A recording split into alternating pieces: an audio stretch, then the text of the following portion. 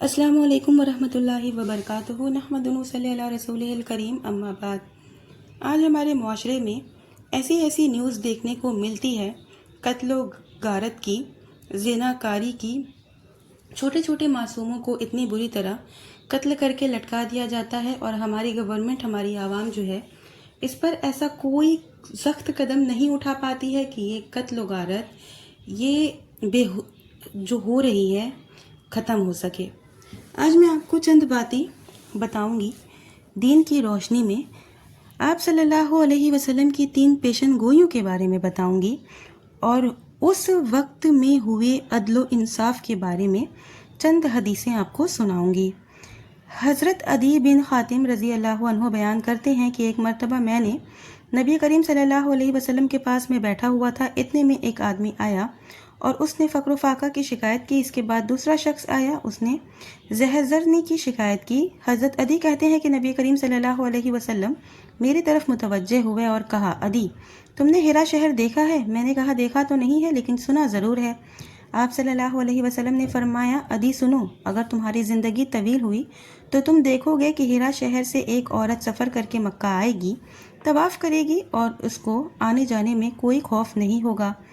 حضرت عدی کہتے ہیں کہ میں نے اپنے دل میں سوچا، آخر قبیلے کے سارے چور ڈاکو کہاں چلے جائیں گے جو پورے علاقے میں اتنا ادھم مچا رکھے ہیں۔ آپ صلی اللہ علیہ وسلم نے مزید فرمایا اور کہا، عدی اگر تم زندہ رہے تو دیکھو گے کہ کسریٰ کے خزانے فتح ہو کر مدینہ آئیں گے۔ عدی رضی اللہ عنہ کہتے ہیں کہ میں نے تعجب سے پوچھا، اللہ کے رسول کون کسریٰ؟ کسریٰ بن ہرمز؟ آپ نے فرمایا، ہاں وہی کسریٰ بن ہرمز جنہیں لوگ ناقابل شکست سمجھتے ہیں۔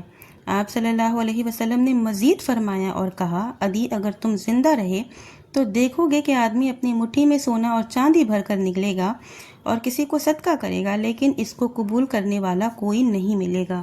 یہ 3 پیشن گوئی تھی آپ صلی اللہ علیہ وسلم کی۔ حضرت عدی بن حاتم رضی اللہ عنہ کہتے ہیں کہ میری زندگی میں وہ امن اور چین کا وقت آ گیا، میں نے خود دیکھا کہ ہیرا شہر سے ایک عورت مکہ آتی ہے اور طواف کر کے چلی جاتی ہے، راستے میں اسے کوئی چھیڑنے والا، کوئی لوٹنے والا نہیں ملتا، گویا ہر طرف امن و سلامتی کا بول بالا ہو چکا تھا، سارے چور اور ڈاکو کو اسلام کے سچے خادم بن گئے تھے۔ حضرت عدی کہتے ہیں، کسریٰ بن ہرمز کا خزانہ جب مسلمانوں نے فتح کیا تو میں خود اس فتح میں شریک تھا۔ حضرت عدی اپنی شاگرد سے کہتے ہیں کہ نبی کریم صلی اللہ علیہ وسلم کی 2 پیشن گوئی تو میں نے اپنی زندگی میں دیکھ لی، اگر تم زندہ رہے تو نبی کریم صلی اللہ علیہ وسلم کی تیسری پیشن گوئی بھی دیکھ لو گے کہ آدمی مٹھی میں سونا اور چاندی لے کر نکلے گا اور اس کو کوئی قبول کرنے والا نہیں ملے گا۔ حدیث کو اگر دیکھا جائے تو اس کے بہت سے پہلو نکل سکتے ہیں، میں لیکن آپ صلی اللہ علیہ وسلم کی پیشن گوئی پر روشنی ڈال کر آپ کی نبوت کی صداقت پر بحث کر سکتی ہوں۔ میں چاہوں تو اسلام کی حقانیت اور سچائی پر بحث کر سکتی ہوں، میں چاہوں تو اسلام کے اصول امن و امان پر بحث کر سکتی ہوں، لیکن میں ان سارے موضوعات کو چھوڑ کر صرف یہ بتانے کی کوشش کروں گی کہ حاکم وقت کی یہ ذمہ داری ہوتی ہے کہ اپنے ملک کے جرائم کا قلعہ کما کرے، مجرمین کو قرار و واقعی سزا دے تاکہ عدل و انصاف اور امن و شانتی کا ماحول پیدا ہو۔ حضرت عدی بن حاتم رضی اللہ عنہ کا ایک جملہ ہے بہت ہی فیمس، فَأَيْنَ الدُّعَارُ تَيْجِي الَّذِينَ قَدْ سَئِّرُوا بِلَادٍ۔ اس جملے سے آپ اندازہ کر سکتے ہیں کہ جب آپ صلی اللہ علیہ وسلم نے اسلام کی دعوت پیش کی تھی، اس وقت سرزمین عرب میں کتنی بدنامی پھیلی ہوئی تھی۔ اگر آپ عرب کے حالات کا جائزہ لیں گے تو معلوم ہوگا کہ لوٹ پاٹ اور قتل گار ان کا، وہاں کے لوگوں کا پیشہ تھا، لیکن نبی کریم صلی اللہ علیہ وسلم نے اللہ کے دیے ہوئے اصول اور ضابطے کو سختی سے نافذ کیا۔ جس نے قتل کیا اس کو قصاص میں قتل کے بدلے قتل کرنے کا حکم دیا گیا، جس نے آنکھ پھوڑی اس کی آنکھ پھوڑی گئی، جس نے ناک کاٹی اس کی ناک کاٹی گئی، اسی طرح کان کے بدلے کان، دانت کے بدلے دانت توڑ دیا گیا، اور ورثہ کی رضا پر دیت لی گئی۔ جس نے چوری کی اس کا ہاتھ کاٹا گیا، جس نے زنا کیا اس کو رجم کیا گیا، غیر شادی شدہ ہو تو 100 کوڑے لگائے گئے۔ عدل و انصاف کی اس حد تک رعایت کی گئی کہ اگر کسی مجرم کو 1-2 کوڑے زیادہ مار دیا گیا تو مارنے والے سے اس کا بدلہ لیا گیا۔ حضرت علی رضی اللہ عنہ کے پاس ایک شخص آیا اور چپکے سے آپ سے کوئی بات کی۔ اس کے بعد حضرت علی نے اپنے غلام قمبر کو کہا، اس کو کوڑی لگاؤ۔ کوڑا کھانے کے بعد مجرود حضرت علی کے پاس آیا اور کہا کمبر نے 3 کوڑا زیادہ لگایا ہے۔ حضرت علی نے پوچھا کیا بات ہے؟ کمبر نے اعتراف کیا کہ ہاں 3 کوڑا زیادہ ہو گیا ہے۔ حضرت علی نے اس مجلود سے کہا کہ تم کمبر کو 3 کوڑا لگاؤ اور اپنا بدلہ لو۔ اللہ اکبر۔ قاضی شرعی کے پاس ایک شخص آیا اور کہا اپنے دربان سے مجھے قصاص دلوائیے۔ قاضی شرعی کے دربان کو بلوایا اور پوچھا کیا معاملہ ہے؟ اس نے کہا یہ لوگ آپ کے پاس بھیڑ لگائے ہوئے تھے، میں نے بھیڑ ہٹانے کے لیے اس کو 1 کوڑا لگا دیا۔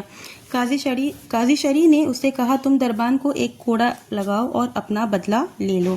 ایسے ہی ایک مرتبہ حضرت عمر رضی اللہ عنہ پیشاب کر رہے تھے، اتنے میں ایک شخص نے ان کو آواز دی۔ حضرت عمر رضی اللہ عنہ نے جلدی میں اس کو 1 کوڑا رسید کر دیا۔ اس نے کہا ناحق آپ نے عجلت میں مجھ کو مار دیا۔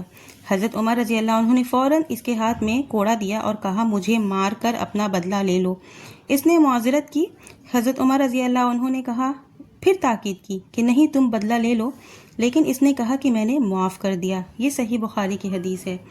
میری پیاری سوشل میڈیا فیملی، یہ ہماری تاریخ کے حکام اور قضات ہیں۔ آپ نے سنا کہ حضرت عمر رضی اللہ عنہ سے غلطی ہو گئی اور کسی کو ناحق کوڑا لگا دیا تو فوراً کوڑا ہاتھ میں پکڑاتے ہوئے کہتے ہیں کہ انتقام لے لو۔ اس خدا ترسی، عدل و انصاف اور خاکساری اور فروتنی کی کوئی مثال پیش کی جا سکتی ہے؟ دنیا کی آنکھ نے آج تک عدل و انصاف کی ایسی مثال نہیں دیکھی۔ اسی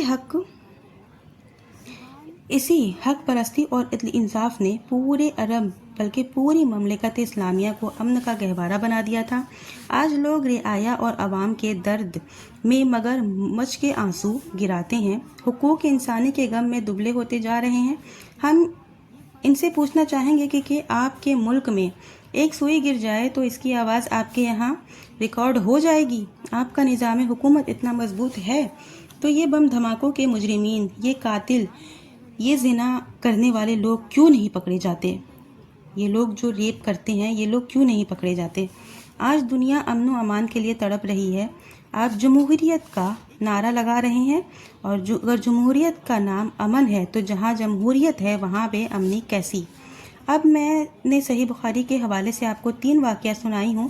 جہاں یہ تینوں واقعات ہیں وہیں امام بخاری نے عدل و انصاف کے اور بھی بہت سے واقعات نقل فرمائے ہیں، لیکن میرے پاس اتنا زیادہ وقت نہیں ہے کہ میں ان سب کو آپ کے سامنے پیش کروں۔ یہ ہماری تاریخ کے عدل و انصاف کا ایک نمونہ ہے۔ آپ نے سنا کہ اسلام میں اعلیٰ ادنیٰ اور قانون الگ الگ نہیں ہے۔ جرائم کی دنیا میں حاکم اور محکوم کا قانون ایک ہے۔ اگر حضرت علی کا غلام اور قاضی شرعی کا دربان ناجائز کسی کو مار دے تو اسے بھی قصاص لیا جائے گا، بدلہ لیا جائے گا۔ آج کوئی عدالت اس کا نمونہ پیش نہیں کر سکتی، اگر پیش کر سکتی ہے تو ذرا کر کے دکھائے۔ آج کے زمانے میں لوگ ان چیزوں کا ویڈیو بنا کر کے ویوز کماتے ہیں اور ان چیزوں کا عدل و انصاف کے نام پر مذاق بناتے ہیں۔ تو ویڈیو کو زیادہ لمبی نہیں کروں گی، ویڈیو کو یہیں ختم کرتی ہوں۔ آخر میں اللہ تعالیٰ سے دعا کرتی ہوں کہ اللہ تعالیٰ ہم تمام مومن مسلمانوں کو عدل و انصاف کے ساتھ زندگی گزارنے اور نبی کریم صلی اللہ علیہ وسلم کے بتائے ہوئے راستے پر چلنے کی توفیق